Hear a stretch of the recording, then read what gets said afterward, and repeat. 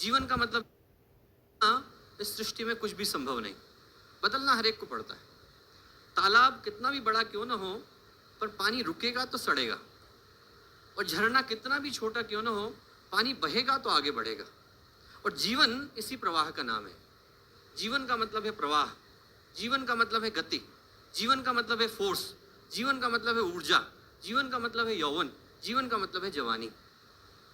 जवानी वो जो रुकने का नाम न ले, जवानी वो जो पर्वतों से टकरा जाए, जवानी वो जिससे समंदर सिहर जाए, जवानी वो जो वसंत की तरह आए और फूलों की तरह मुस्कुराए, जवानी वो जो पानी की तरह बरसे और आग की तरह लपलपाए। मित्रों, जवानी उम्र देख करके नहीं आती। फिर से बोलूंगा, जवानी उम्र देख करके नहीं आती, जवानी आती है उमंग से, जवानी आती है उत्साह से, जवानी आती है उल्लास से। नहीं भाई साहब, आज तो हम 21 साल के हो गए हैं और हम तो दाढ़ी मूछ बना लेते हैं, कपड़े भी खुद पहन लेते हैं, मम्मी ने लड़की देखी, अगले साल शादी हो जाएगी। बहुत बहुत बधाई आपको, बहुत बधाई आपको, पर जवानी की ये परिभाषा नहीं है। जवानी की परिभाषा होती है उमंग से, जवानी की परिभाषा होती है उल्लास से।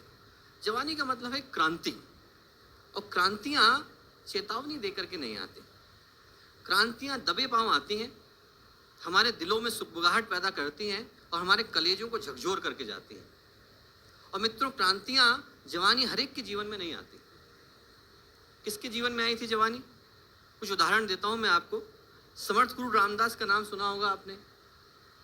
मित्रों, समर्थ गुरु रामदास के जीवन में जवानी आई जब शादी कराने वाले पंडित ने कहा सावधान, एक, सावधान, दो, तीसरी बार सावधान कहने से पहले क्या हुआ? रामदास भाग गया, रामदास जवान हो गया, रामदास के अंदर उमंग आ गई, उत्साह आ गया, उल्लास हो गया और रामदास जवान हो गया, रामदास समर्थ गुरु हो गया। शंकराचार्य का नाम सुना है आपने? मित्रों, शंकराचार्य 32 वर्ष जिए और 32 वर्षों में 320 वर्षों का काम कर गए।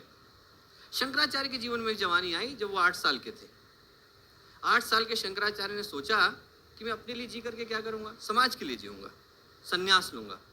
जब उसने अपनी माँ को बताया तो माँ ने कहा, अरे अभी तो इतना छोटा सा है, मेरा तो कोई और है भी नहीं, अभी तो तुझे शादी करनी है, बाल बच्चे पैदा करने हैं, मुझे पोते पोतियों का मुंह देखना है।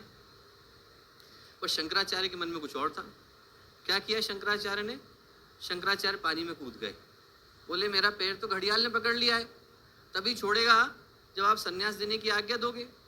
और क्या हुआ मित्रों? वो शंकराचार्य सन्यासी हो गए, वो शंकराचार्य जवान हो गए, उनके अंदर उमंग आ गई, उनके अंदर उत्साह आ गया, उनके अंदर उल्लास आ गया। जवानी की परिभाषा है उमंग, जवानी की परिभाषा है उल्लास, जवानी की परिभाषा ये है कि आप में से हर एक के जीवन में हर क्षण जवानी आ सकती है। जवानी उम्र देख करके नहीं आती। एक और 8 साल का बच्चा था, नचिकेता का नाम सुना होगा आपने। वाजश्रवा का पुत्र नचिकेता, कठोपनिषद का हीरो नचिकेता। कठोपनिषद क्या है? कठोपनिषद नचिकेता की जवानी की कथा है, कठोपनिषद नचिकेता की उमंग की कथा है, कठोपनिषद नचिकेता के उल्लास की कथा है, नचिकेता के बलिदान की कथा है। 8 साल का बच्चा मृत्यु से टकरा गया, क्या है? जवानी की कथा है। क्षुरस्य धारा निष्ठा दुरत्या दुर्गम पथस्तत कवियो वदन्ति। 8 साल का बच्चा और यम से आंखों में आंख डाल के सवाल करता है कि मुझे बताइए अध्यात्म क्या है? क्या है? जवानी की कथा। 8 साल के बच्चे को अपने कपड़े पहनने का शऊर नहीं होता, और 8 साल का बच्चा यम के दरवाजे पे खड़े होकर के उससे सवाल पूछता है कि मुझे बताइए कि आत्मविद्या क्या है और अध्यात्म क्या है। ये जवानी की कथा है। मित्रों, जवानी उम्र देख करके नहीं आती। मुझको आ सकती है, आपको आ सकती है, और 60 साल के लोगों को आ सकती है,